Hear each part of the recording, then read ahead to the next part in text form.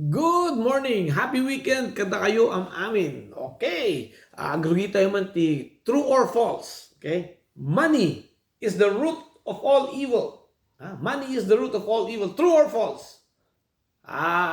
False according to the Bible. The 1 Timothy chapter 6 verse 10 kunana, for the love of money is the root of all kinds of evil. The difference siya di love of money. The English phrase data, love of money, talong nga words.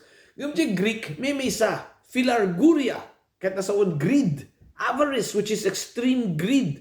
Na minsan lang ngayon sa Bible data nga word philarguria, and it's just in this, and the definition na, it is not a neutral economic interest, but a moral posture that enthrones wealth in the heart, displacing devotion to the Lord and endangering faith.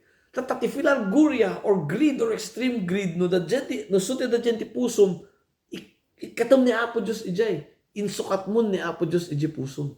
Data ti mangyari ti philarguria or the love of money. Pagsalitaan tayo. But before that, pray tayo pa. Heavenly Father, we thank you for this time. May you bless our time together, Lord. May we be encouraged. May we be empowered and enlightened by your word. In Jesus' name we pray. Amen. Basag pa yung text tayo from 1 Timothy chapter 6 verse 3 ingana 12. If anyone teaches false doctrines and does not agree to the sound instruction of our Lord Jesus Christ and to godly teaching, he is conceited and understands nothing. He has an unhealthy interest in controversies and quarrels about words that result in envy, strife, malicious talk, evil suspicions, and constant friction between men of corrupt mind who have been robbed of the truth and who think that godliness is a means to financial gain. But godliness with contentment is great gain. For we brought nothing into the world and we can take nothing out of it. But if we have food and clothing, we will be content with that. People who want to get rich fall into temptation and a trap and into many foolish and harmful desires that plunge men into ruin and destruction. For the love of money is the root of all kinds of evil. Some people eager for money have wandered from the faith and pierced themselves with many griefs. But you, man of God, flee from all this and pursue righteousness, godliness, faith, love, endurance, and gentleness. Fight the good fight of faith. Take hold of the eternal life to which you were called when you made your good confession in the presence of many witnesses. Amo yung adati context na dito eh. Tapos natin yung madayo. Ni Paul was talking about false teachers. And according to our text, there's 4 characteristics iti false teachers. 1, handa nga gisusuro nga ti agapo di Biblia. They are not teaching from the Bible. Number 2, kaslada agin sisiguro, kaslada ti amuda. They're awan ti amuda. They are conceited and understand nothing. Number 3, naglayng da nga gamit ti apa. They cause division among the children of God. And number 4, they are greedy for money. Yung terabi tayo kadagiti nga false teachers. Well, stay away from them. Madayo tayo. Dagiti false teachers, dagiti dingdingan nyo ni Joel Osteen, Kenneth Copeland, Benny Hinn, Joyce Myers, and adupay nga prosperity gospel teachers, stay away from them. Gamitin money or wealth. Hamat na dakas na itakot. It is the love of money or love of wealth is ti dakas. Okay? Yati ko na ti Deuteronomy 8:18. But remember the Lord your God, for it is He who gives you the ability to produce wealth and so confirms His covenant which He swore to your forefathers as it is today. Di kwarta. Di kabak nang hangan nga dakas. Depende nyo ti pinangusar tayo na kita. Okay? Ti guide tayo. Kat verse 6. Kung ano di verse 6. But godliness with contentment is great gain. Ti godliness is reverence for God. Kaya so, focus tayo kat ni Apo Diyos. We honor God. Okay? And be content no niya titid ni Apo Diyos kanya tayo. And this honoring God, this godliness starts when we focus on God first. Kung naawar di Jesus Christ, in Matthew 6:33, but seek first the kingdom of God and His righteousness, and all these things will be given to you as well. Dayta, no irugi tayo, tibiyag tayo to seek God first. No, danto ti wealth tayo, hantay mo madadaal. No irugi tayo to seek wealth, malipatan tayo ni Apo Diyos. Okay? Dayta, iti ko na ti Bible. We strive to seek God first. Okay? Hamot nga wrong ag strive to wealth, but we strive to seek God first and be content. That will guide us. Okay? Una ni Paul, Philippians 4:11 to 13. I am not saying this because I am in need, for I have learned to be content whatever the circumstances. I know what it is to be in need, and I know what it is to have plenty. I have learned the secret of being content in any and every situation, whether well-fed or hungry, whether living in plenty or in want. I can do all things through Christ who gives me strength. The secreto to being content is to focus on God and get our strength from our Lord Jesus Christ. Hallelujah. Okay, ito ti context na di verse tayo. Yung inya ngayon at application na para kanya tayo. How do I keep myself from filarguria? How do I keep myself? Taknuhan ko nga aramidin di the love of money. Okay? From our text, 5 ti suggestion ni Paul. Or at least makita.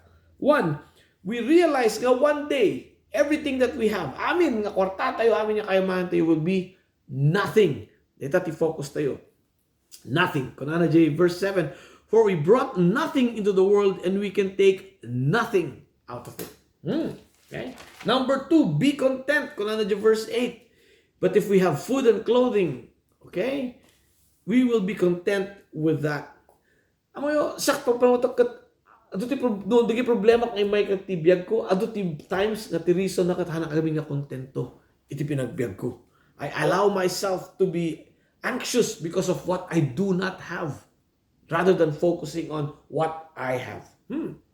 Number 3, do not get trapped. Kunana di verse 9. People who want to get rich fall into temptation, a trap, and into many foolish and harmful desires that plunge men into ruin and destruction. Imagine nyo, bilit kayo. Tapos nakakita ko yung karne, dapat dara na, very fresh. Talaga dyan matayon, nag-focus si Giant. Talaga nagtayab kayo. Hanyumot nga nakita, daganti trap, na daganti net. Naala yun, dyan karne, naala na kayo mat dyan, net. So nga, dapat we need to not get trapped by money. Okay? We need to stay away from the trapping or the traps of wealth. Okay.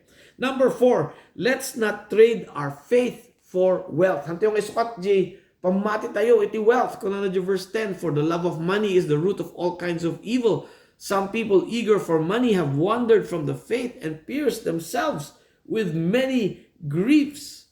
The consequence na to abandoning our faith is piercing ourselves with many griefs. Yung word nila sa ni political peripiro. Kahit nasa una balkot ka, iti barbed wire. Kasi, okay? Hanggang makabante, matudok ka. Hanggang makatras, matudok ka. Hanggang makapan side to side, matudok ka.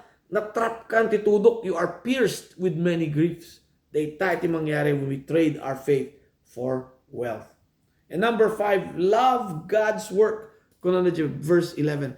But you, man of God, flee from all this and pursue righteousness, godliness, faith, love, endurance, and gentleness. Amo yun ti pamali tayo. Haan nga static. Haan nga hagot ko ti. Haan tayo nga nakakastalang bubuya ti biyag. No.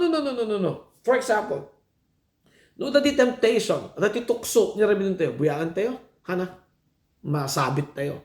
No dati tukso, we need to flee. Umikat tayo. That's an action that we need to do. And, dati negative. The positive na action is to pursue. Kamatan tayo. Ito yung righteousness, godliness, faith, love, endurance, and gentleness. Okay? So we need to be active. The faith tayo. And you know what I learned?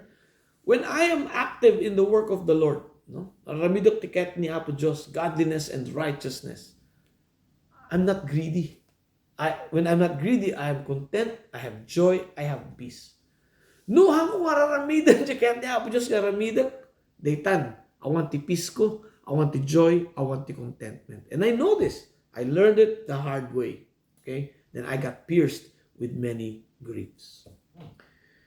Now, let's end our time together with verse 12. Duwa nga lessons ito yung verse 12. First is fight the good fight of faith. Bakit pa yung baga ni Paul diyan? Gamin laban dito eh. Laban! We need to be focused. We need to be concentrated. We need extreme effort. Gamin naglaka, tagbali nga greedy. Naglaka. It's our natural tendency. Narigrigat ang focus kina po Diyos. Diba? We need to fight. It's an uphill battle. So nga fight the good fight. It's easy to follow the money. And fall into the love of money. It's harder to follow God and love the Lord. Narigrigat. We need effort. Okay. And finally, the last part of verse 12, take hold of the eternal life to which you were called when you made your good confession in the presence of many witnesses. Kahit nasa di tati pangawakam, di tati gamam, di eternal life mo, di ta ka nga nakafocus. Nung nakafocus ka di eternal life mo, malipatan tigbaling nga greedy. No greedy ka, awan ti pakialam mo di eternal life mo. Dito ko na ni Paul, di Ephesians chapter 1. Verse 11, furthermore, because we are united with Christ, we have received an inheritance from God. For He chose us in advance and He makes everything work out according to His plan. Noong nakasuko ti biyag tayo kini Jesus Christ, we are with Christ. We have received kunana our inheritance. Naawat tayon, yung mana tayo kinapo Diyos. Hindi ito yung mana hanga earthly. Yung wealth nga ibabaga na po Diyos hanga earthly, mapukaw. Yung wealth nga ibabaga na po Diyos heavenly, eternal, everlasting wealth. We have received it when we are with Christ. But, no kayo pinasimuko kinapo Diyos, then you're not with Christ. And if you're not with Christ, dinggan nyo ko dito ibaga na po Diyos. Yung Mark chapter 1 verse 15. The kingdom of God is near. Repent and believe the good news. Let's pray.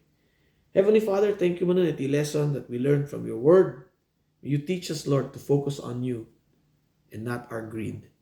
And we ask this in Jesus' name. Amen. Have a great week and God bless you.